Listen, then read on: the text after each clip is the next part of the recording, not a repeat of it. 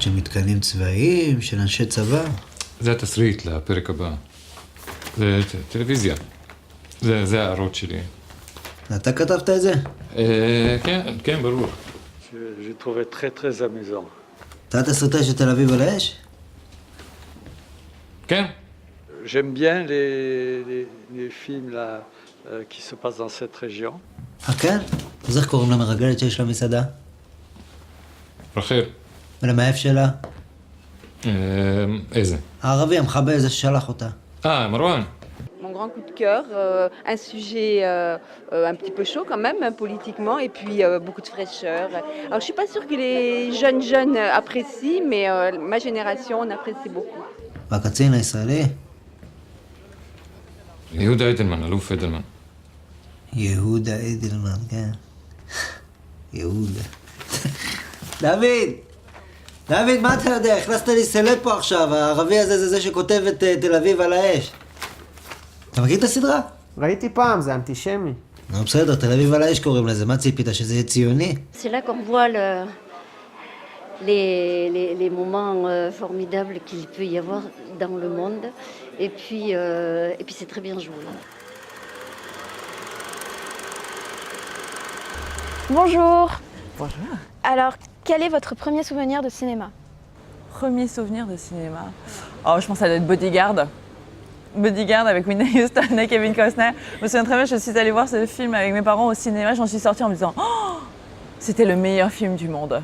En même temps, j'en avais vu pas tant que ça. Hein. J'étais très petite, mais ça m'avait beaucoup émue. D'accord. Voilà. Qu'est-ce qui vous a donné envie de faire ce métier? Je pense que le film La Nuit américaine de Truffaut, où il explique justement le métier de réalisateur, etc. Mais il explique tout ce qui se passe sur un plateau de cinéma. Je pense que ça m'avait beaucoup intriguée. Et moi, j'aime bien en fait les ambiances d'équipe, etc. Moi, je fais du seul en scène. Donc je suis toute seule sur scène, bon bah là, donc voilà. Mais en fait, j'adore le travail sur un plateau, tous ensemble. Donc moi j'ai réalisé donc un clip et un court-métrage. Et en fait, j'adore cette ambiance-là où il y a toute une équipe et il y a tous ces gens qui mettent toute leur énergie et toute leur volonté et tout leur amour pour une œuvre commune. Une œuvre commune, c'est comme ça qu'on dit, oui. Et ça donne un résultat, c'est assez merveilleux parce que ça ressemble jamais à ce qu'on a écrit, ce qu'on a imaginé, ce qu'on pense qu'on va tourner, même si on a beaucoup préparé le tournage. Et c'est le résultat en fait de cette addition de toutes ces énergies. Donc c'est assez beau le cinéma, le sport collectif. Quelle est la principale difficulté que vous ayez rencontrée lors de votre carrière? Quand j'ai fait mon premier spectacle, comme les gens ne me connaissaient pas évidemment, je parlais de tout ce qui me définissait, mais donc je parlais de mon ancien métier d'avocat, je parlais de mon enfance, de ma famille, de mes rapports avec ma mère, etc.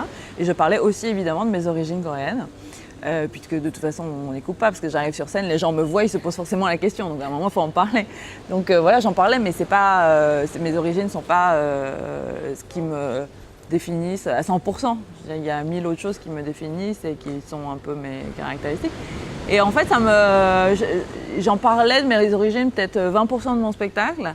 Et je sais qu'il y a des gens qui réduisaient mon spectacle à ça. Et ça m'a rendu un peu triste, ouais. Est-ce que c'est la première fois que vous venez à Saint-Jean-de-Luz? Mais non, j'ai eu la chance de déjà venir et j'adore. Et donc c'est pour ça que j'ai accepté immédiatement quand on m'a proposé. J'étais comme une folle. J'étais là, ah oui, j'adore Saint-Jean-de-Luz. Vous avez beaucoup de chance. Je suis passée cet été à Guétari. Mais évidemment, Saint-Jean-de-Luz, c'est beaucoup plus beau.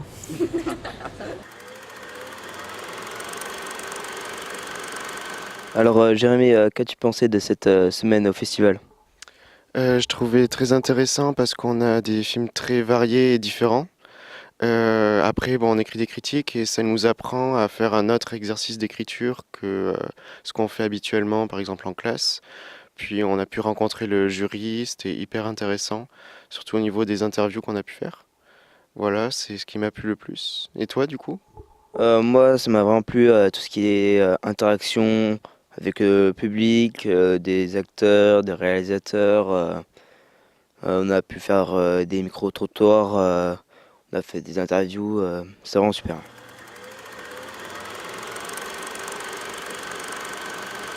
Bonjour. Bonjour. Voilà, je fais partie du jury jeune et donc on a l'occasion de pouvoir vous voir et de vous poser quelques questions. Là j'en ai 3. On va commencer par la première et sûrement la plus simple. Quel est votre premier souvenir de cinéma en tant que spectatrice? Hello Dolly. Je suis sûre que vous connaissez Hello Dolly. Enfin, c'est pas trop de ma génération, mais... Vous commencez mal, hein, jeune homme, je tiens à vous le dire.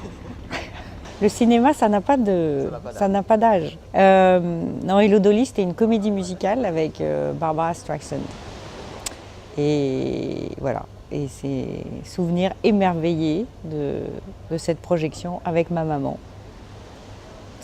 J'imagine que c'est un peu comme ça pour tout le monde, ce moment où tout d'un coup l'univers de la salle de cinéma, le noir, et puis ce qu'on va voir, l'espèce de mystère.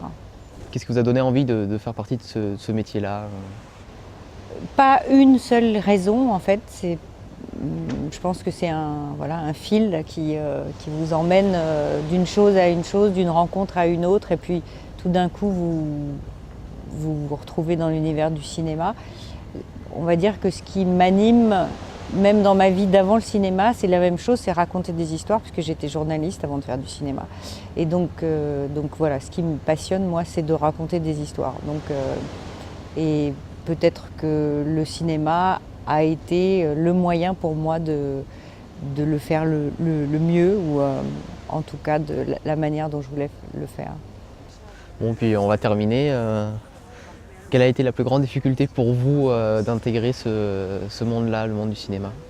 La plus grande difficulté? La plus grande difficulté pour moi, personnellement, c'est à certains moments de me produire. C'est-à-dire, puisque je suis scénariste, réalisatrice et productrice, et parfois c'est un peu lourd de faire les trois, et surtout de se produire. Mais donc voilà, pour moi ça a été ça la plus grande difficulté, mais qui à chaque fois a été surmontée. Mais puis les difficultés, ça fait avancer. Mais je dirais que c'est celle-là, ouais. Ah, merci beaucoup. Qui Verdun, Dano Verdun.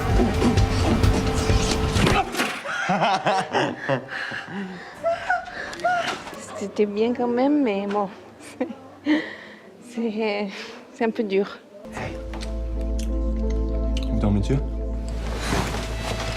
La belle photo. Main, type et puis moi.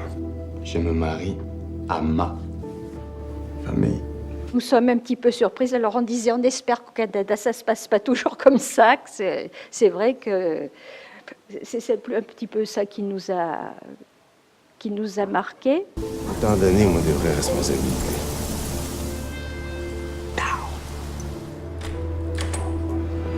Une découverte un peu des choses du Québec. On comprend malheureusement pas tout. Voilà, c'est un esprit qui est pas tout à fait comme le nôtre. Un bon jeu d'acteur, surtout l'acteur principal. Et ça nous a permis aussi de voir une autre façon de vivre, parce que pas simplement le langage, il y a aussi la façon de vivre un peu au Québec. Et voilà, oui, un bon moment. Bonjour. Bonjour, pardon. Quel est votre premier souvenir de cinéma? Ça remonte à loin, en fait, c'était spectateur télé, mais cinéma de minuit. J'avais 12 ans et j'ai vu un film de Mankiewicz qui s'appelle L'aventure de Madame Muir. J'ai plutôt vu du cinéma à la télé, en fait, cinéma de minuit et tous les westerns, voilà, c'était la télé. Mais après, premier film au cinéma, je me demande si c'était pas Rocky ou quelque chose comme ça. Ouais. Mais j'ai bien aimé. Qu'est-ce qui vous a donné envie de faire ce métier?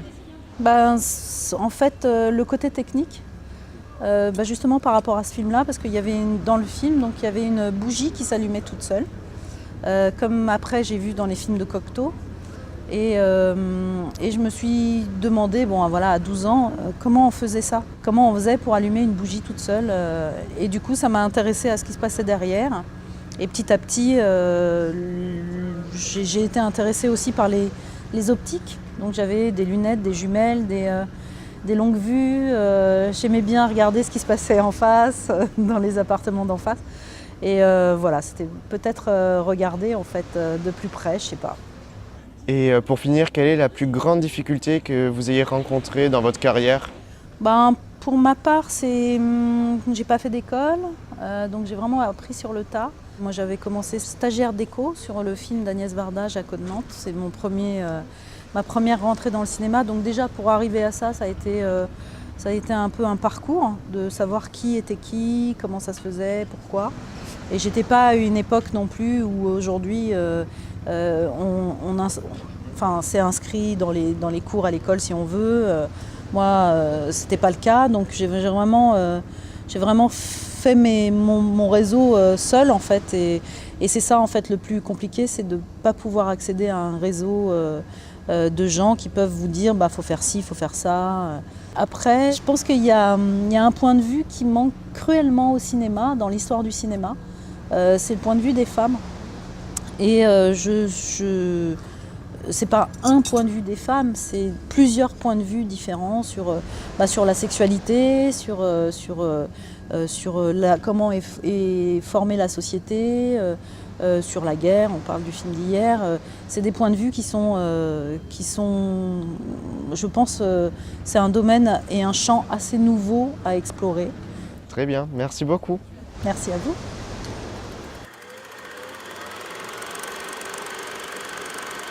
Alors Titan, tu es le seul à pas nous avoir dit quels sont tes 3 films préférés. Alors, qu'est-ce que tu peux nous dire? Alors mes 3 films préférés, c'est des genres très très différents. Même si je suis très jeune, moi j'ai été élevé avec les films de Peter Jackson, donc la trilogie du Seigneur des Anneaux sortie entre 2001 et 2003. C'est un univers qui m'a passionné, c'était des images splendides et pas forcément fait en 3D où c'est des vrais paysages de la Nouvelle-Zélande avec une histoire et des personnages assez incroyables. La preuve, c'est qu'il a été récompensé aux Oscars avec 17 Oscars pour 3 films, c'est assez exceptionnel.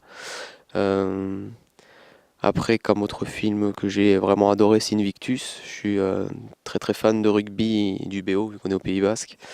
Très fan du personnage qui est Nelson Mandela, qui restera à mon avis gravé très très longtemps dans nos mémoires. Et c'était un film qui mélange parfaitement politique et sport. Et c'est des films comme ça qui nous font rêver, je pense. Et comme dernier film, ça va être Seul sur Mars, sorti en 2015, je crois, avec Matt Damon.